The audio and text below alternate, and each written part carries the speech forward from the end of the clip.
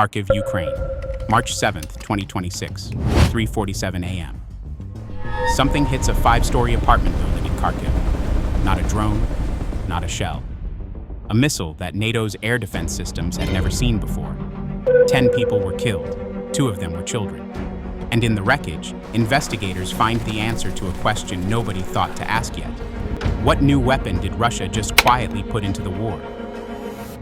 Kharkiv, Ukraine, March 7th, 2026, 2 a.m.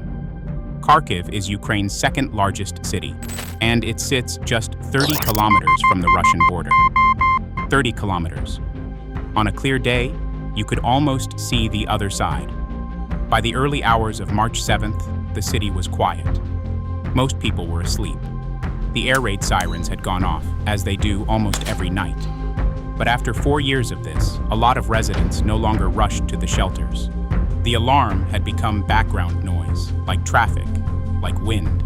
That familiarity would cost them. Approximately 2:30 a.m. on radar screens across Ukraine that night, the picture was enormous. To NBC News, Russia launched 480 Shahed-type drones and 29 missiles in a single wave. Targets stretched across the entire country. Energy facilities in Kyiv, railway infrastructure in central Ukraine, port infrastructure in Odessa in the south. Ukraine's air defenses responded with everything they had. By the end of the night, they would shoot down 453 drones and 19 missiles, a 94% intercept rate. By any measure, one of Ukraine's best performances of the entire war. But 94% is not 100%. 9 missiles and 26 strike drones still got through. They hit 22 different locations. One of those locations was a quiet residential street in the northeast of Kharkiv, and the missile that hit there was not on any list. Residential building, Kharkiv, March 7th, 2026, before impact. Inside that building, an elementary school teacher was asleep with her son. He was a second grader. On another floor, a girl in 8th grade was home with her mother. No one in that building had any reason to believe the night would be different from any other. The sirens were on, but the sirens were always on. Kharkiv, Ukraine, March 7th, 2026, 3:47 a.m. The missile did not destroy the building. It cut through it. The front face of the structure, the wall, the windows, the balconies, was sheared off. The floors that remained were left exposed to open air, like a dollhouse with one side removed. Debris fell into the street below.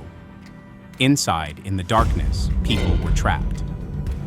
Emergency crews arrived within 20 minutes, but the skies over Kharkiv were still active. More drones were incoming.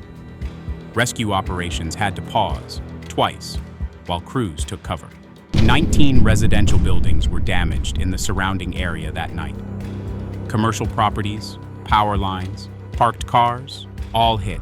The regional governor, Ole Sinyehubov, confirmed the scale within hours. This is where the story shifts.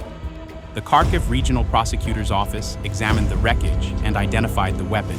It was called the izdeliye 30, a subsonic air-launched cruise missile, range of approximately 1,500 kilometers. Equipped with a satellite navigation system specifically designed to resist electronic jamming. That last detail matters a great deal. One of Ukraine's most effective defense tools throughout the war has been electronic jamming, disrupting the guidance systems of incoming weapons and sending them off course. The izdeliye 30 was built to work around that. Western defense analysts had not seen this weapon used in combat before. Russia had apparently been developing it, then put it into service without announcement. March 7th was, as far as anyone could tell, its operational debut. How many more were in production? Nobody could say. Kharkiv, Ukraine, March 7th, 2026, 4 a.m. to 7 a.m. Search and rescue teams worked through what was left of the building with dogs, flashlights, and hand tools. The teacher and her second-grade son were found on the 3rd floor. They did not survive.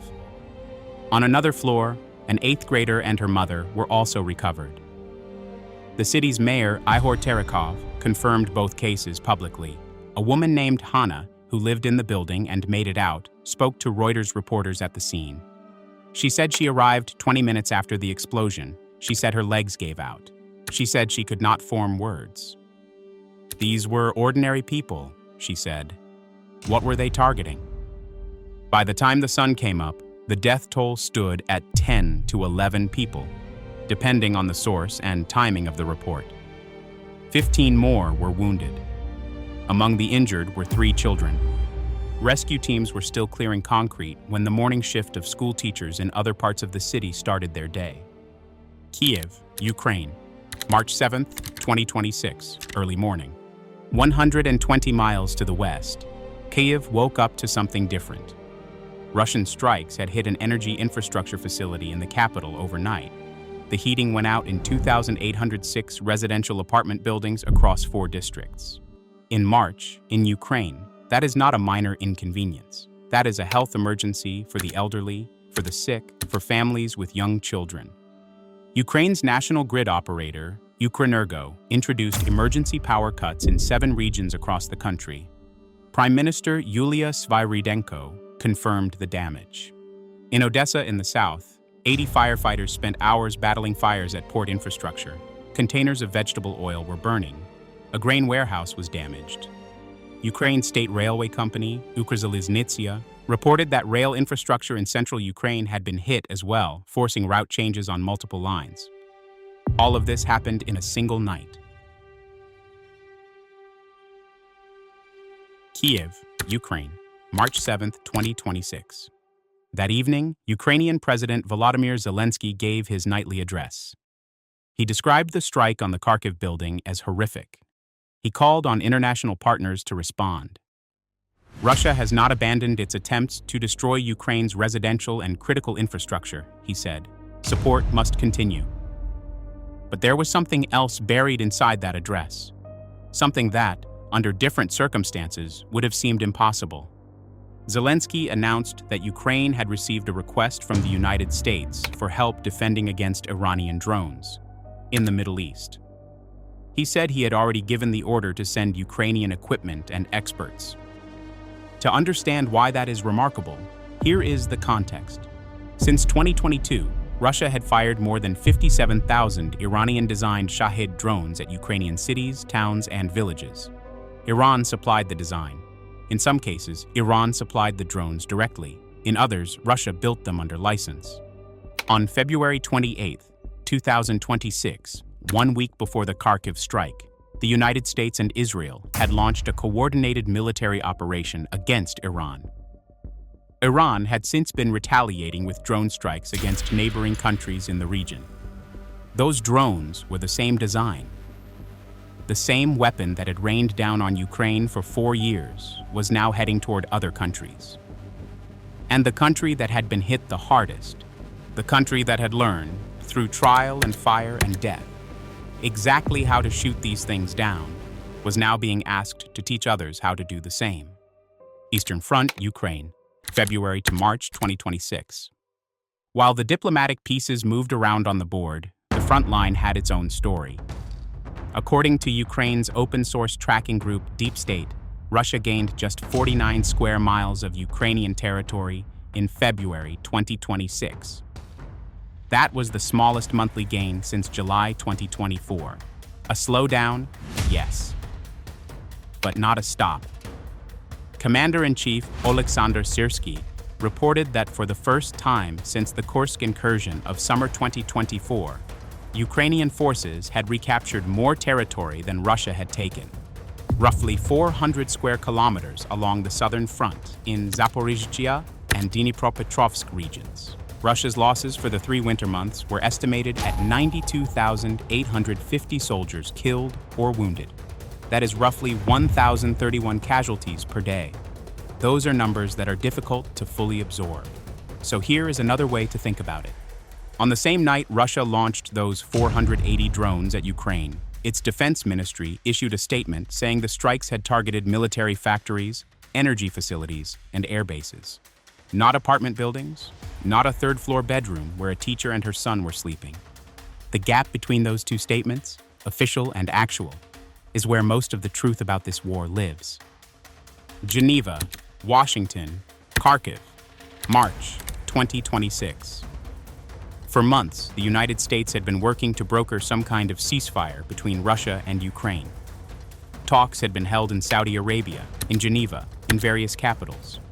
A new round of US-mediated negotiations had been planned for the week of March 7th. They were postponed. The situation in the Middle East had consumed too much diplomatic bandwidth. The war in Ukraine, 4 years old, having killed or wounded over 1 million people by most estimates, had been pushed down the agenda. A poll published on March 2nd by the Kyiv International Institute of Sociology found that 70% of Ukrainians did not believe the ongoing US-Ukraine-Russia negotiations would result in lasting peace. Only 25% said they had some faith in the talks. Those numbers were not surprising to anyone watching closely. Kharkiv, Ukraine, March 7th, 2026. By the time daylight reached the damaged building in Kharkiv, rescue teams had been working for hours. Some people were still being found alive in the wreckage. The izdeliye 30, the weapon that caused all of this, had been used in combat for the first time. Western analysts were beginning to examine what that meant for air defenses going forward. The answer, as of that morning, was that nobody fully knew yet. The building stood half open against the pale sky. Cranes moved debris. People brought flowers to the barrier tape at the edge of the street. Kharkiv had lived through this before, hundreds of times. It had become one of the most heavily attacked cities in Europe since 2022. And yet people still lived there, still slept there, still sent their children to school in the morning. That too is part of the story.